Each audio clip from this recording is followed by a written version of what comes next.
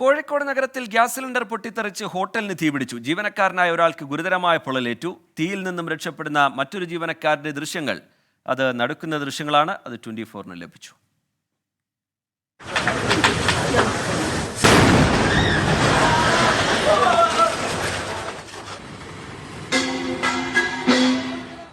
രാവിലെ 7 മണിയോടെയായിരുന്നു സംഭവം.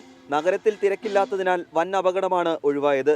ഭക്ഷണം പാകം ചെയ്യുന്നതിനിടയിൽ ഗ്യാസ് സിലിണ്ടറിൽ നിന്നും തീ പടരുകയും ആളിക്കത്തുകയുമായിരുന്നു. 2 തൊഴിലാളികളാണ് സംഭവ സമയത്തുണ്ടായിരുന്നത്.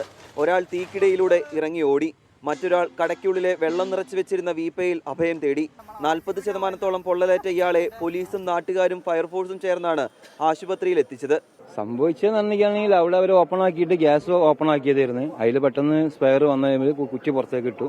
അതിൽ ഒരുത്തൻ അതിൻ്റെ ഉള്ളിൽ കുടുങ്ങിപ്പോയി, ഒരുത്തന് പുറത്തേക്ക് വന്നു. അങ്ങനെ യാദൃശ്ചികമായിട്ട് പിന്നെ ഫയർഫോഴ്സിനെ വിളിച്ച് അവര് വന്നുമ്പോഴത്തേനും നന്നായിട്ട് മൊത്തത്തിൽ തീ വേഗം തന്നെ അടയ്ക്കാൻ പറ്റിയില്ലേ? തീ കഴിയുന്നതും പെട്ടെന്ന് അടിക്കാനുള്ള ശ്രമങ്ങളൊക്കെ നടത്തിയിട്ടുണ്ട്.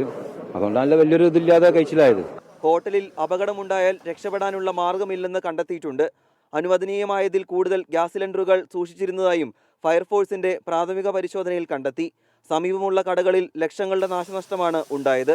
24 കോഴിക്കോട്.